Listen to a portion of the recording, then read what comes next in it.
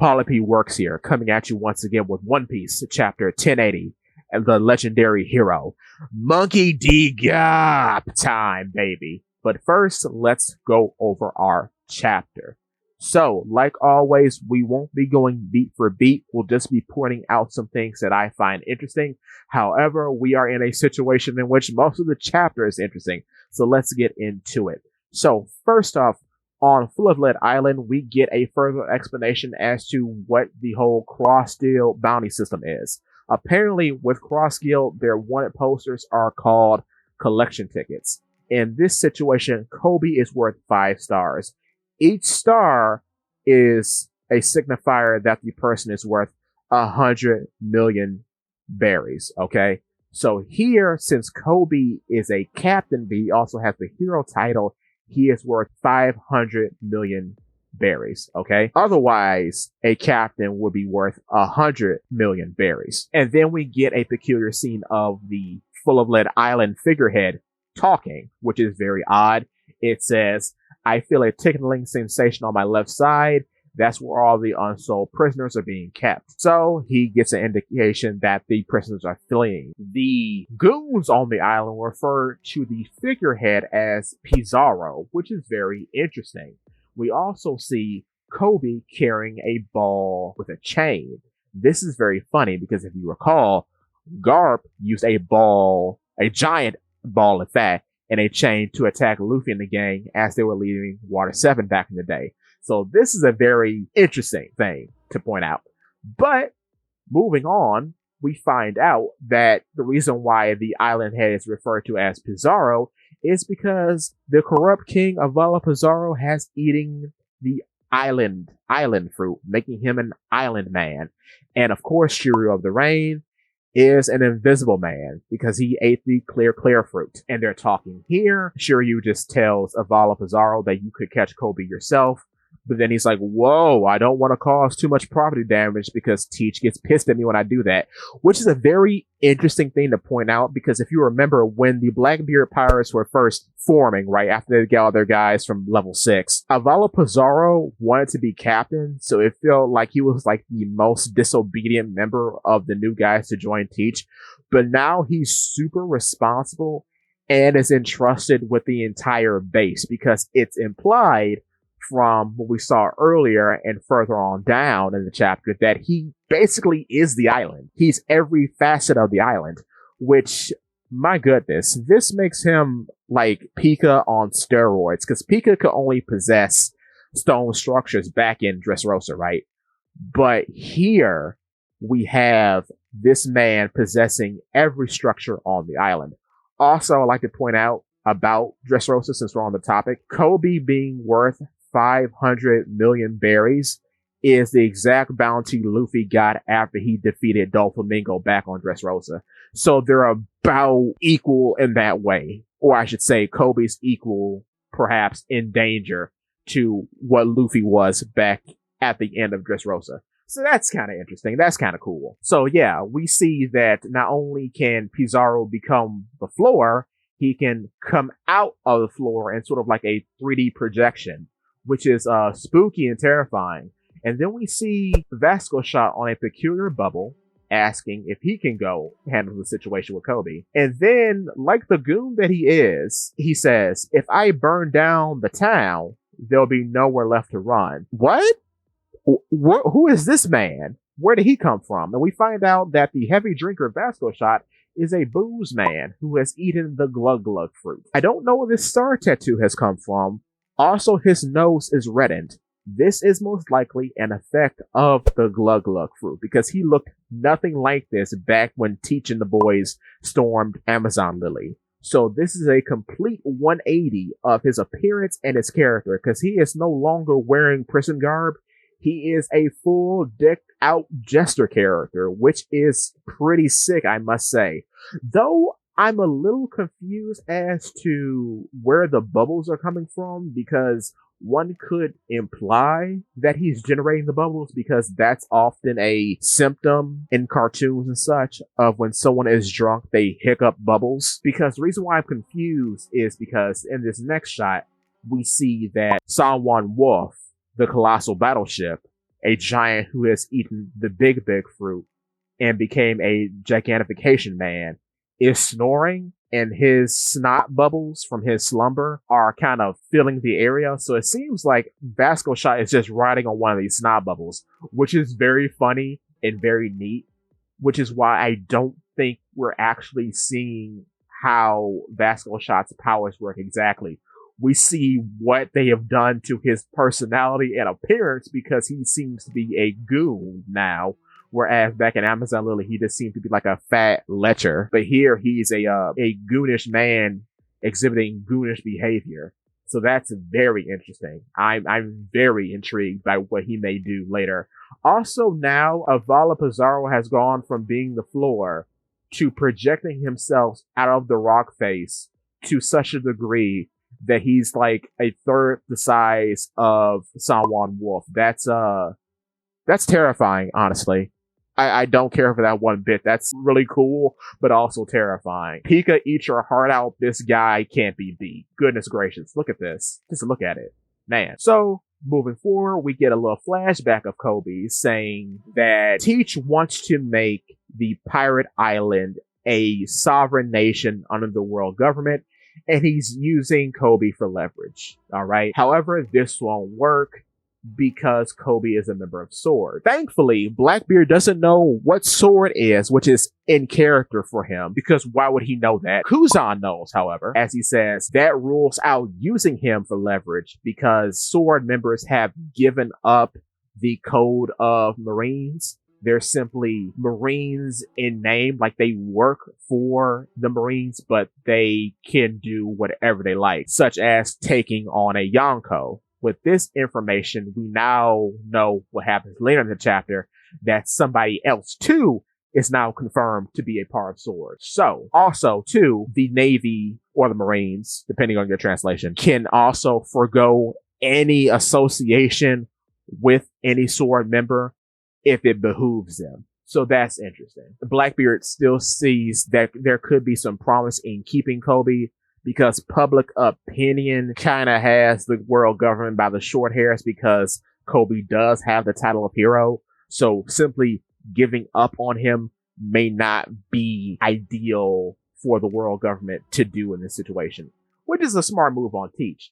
And then we get a very interesting little flashback. Apparently it was Perona who had came to the pirate island looking for Moria, as we know from a few chapters, well, I guess now a few arcs back, that she was going there. She frees Kobe.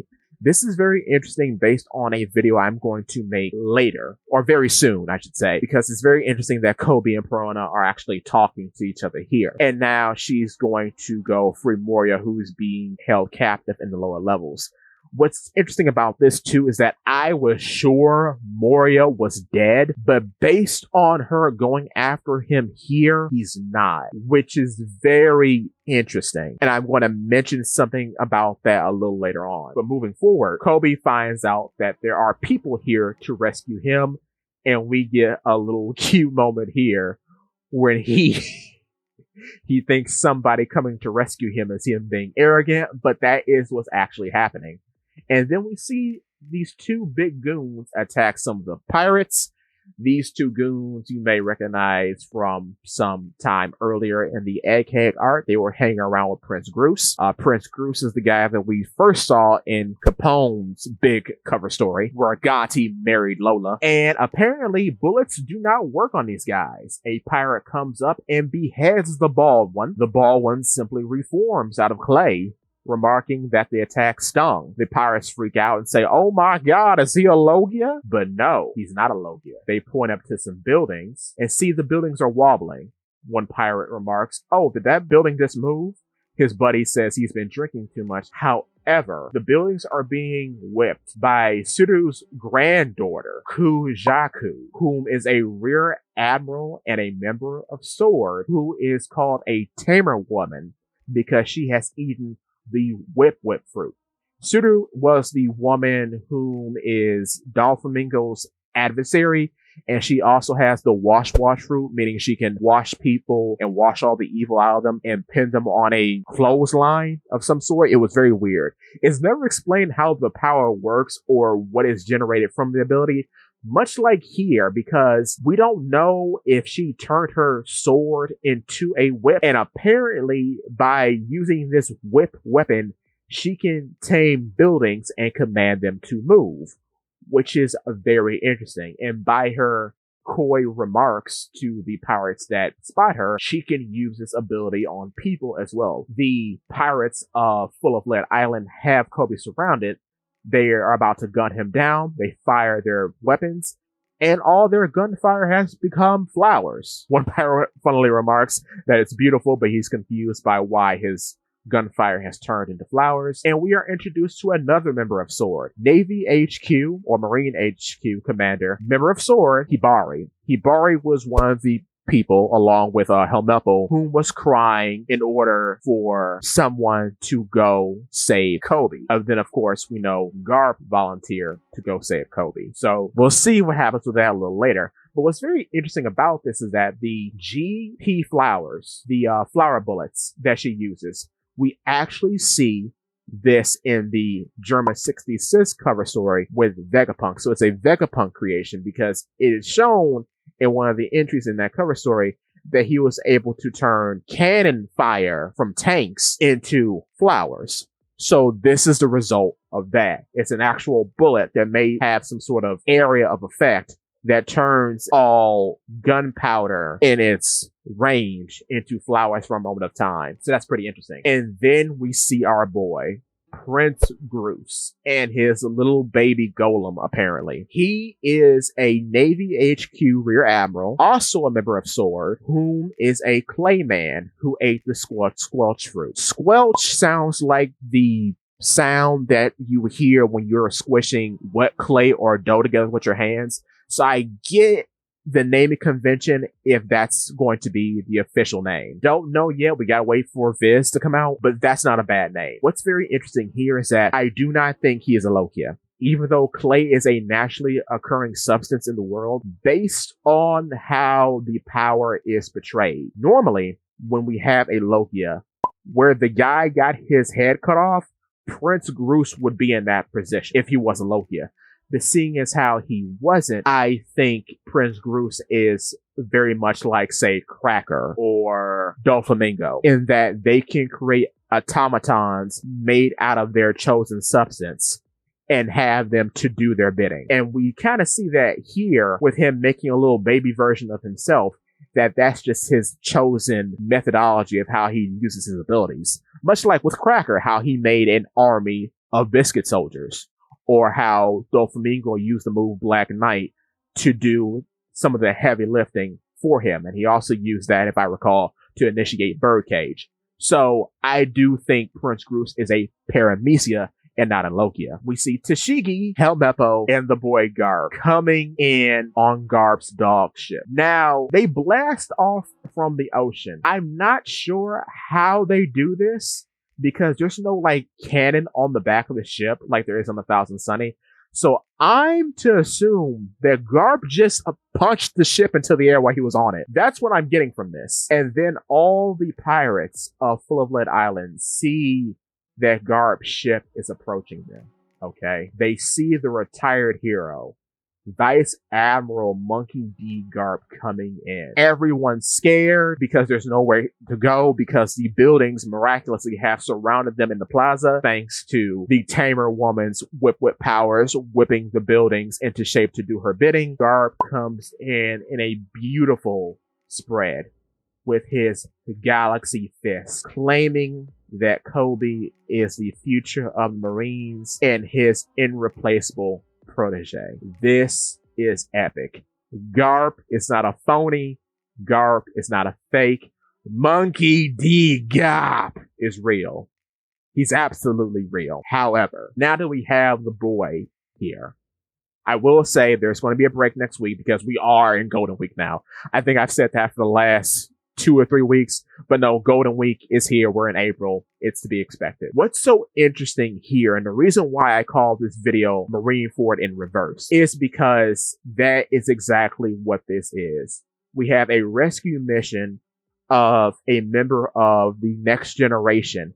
However, instead of pirates, specifically a Yonko crew, invading Marine HQ, we have Marines invading a Yonko's HQ, a Yonko's main island. In this, I will say, I do think there will be deaths, and the event that's going to shock the world is Monkey D. Garp, the hero, is going to die here. It doesn't make sense for him to live. I think he's going to die here. I don't think Moria is going to die, actually. I think Moria is very highly likely to join Cross Guild. I think that's a possibility. I don't think Moria's dying, but very interestingly, much like how they met up in Thriller Bark, Moria and Kuma are kind of linked, and everyone, including people in the story, always expects Gecko Moria to die, but that's not going to happen. Kuma's going to die. I think Kuma is going to die after we get the full scope of his flashback. He is going to kick the bucket, and Garp is going to kick the bucket. So instead of a member of the new generation and a member of the old guard dying, we're going to have 2 members of the old guard pass away, Garp and Kuma. A lot of the Doe fruits shown off here have been fantastic. All of them have been Parameci. I don't think there's one Lokia in the bunch, and of course there are no Zoans. We still have to see what Vasco Shot actually does, because like I said, I think the bubbles that Vasco Shot is flying on are simply being generated by Sanwan Wolf. We also have to see if Sanwan Wolf has any other abilities. Also, seeing as how we see Galaxy Fist in full, I'm going to say that it's very highly likely that, like Sengoku, based on the Black Lightning around, that Garp also knows Conquerors, and this is Conqueror Infusion. Possibly Conqueror Infusion with a little bit of Ryo projection, because it looks like a Ki Blast in the way he does it. It's quite fantastical, and I'm glad we have a solid feat for Garp, which makes you think, just going back from what we know of whom Garp has fought, how strong was Shiki that it took Garp and Sengoku to take him down? That's something to think about. If he had this level of power back then, you know, something very, very interesting to think about. So yeah, Garp is no punk. He's quite real. But yeah, I do think he's going to kick the bucket here, because I don't think there's much story left for him. This would also give Luffy a lot of reason to fight the Blackbeard pirates. And this would also give Kobe a lot of reason to further become the admiral he wanted to be, seeing what a true hero is in Garp. Also, this all but confirms that Garp is a part of Sword. Though, I will say he is retired, so there's still a little bit of fog there, but just based on his involvement with Sword and his eagerness to go, I'm gonna step out on a limb and say it's either him or Sengoku who is the official, unofficial director of Sword. Like, I could see it, because I believe, based on what we've seen here, he's the highest ranking member in our little party here. What's also very interesting too is that pour one out for Smoker. He is just not in the story anymore. I don't know what his role is, because Tashigi is here, and I think this is the first time Tashigi has been without Smoker. But yeah, Smoker is nowhere to be found. We have all the guys who are associated with Smoker. We got Kuzan in the flashback. We got Tashigi here. We got Garp here. We got Kobe here. But there's just no Smoker. I don't know, bros. I don't know if Smoker's even relevant anymore. That's so sad. But that's all I have for you today. Thank you so much for watching. If you like stuff like this, please feel free to check out my YouTube channel, PolipedeWorks. And if you like what you see, I would appreciate your subscription. Thank you so much. See you next time.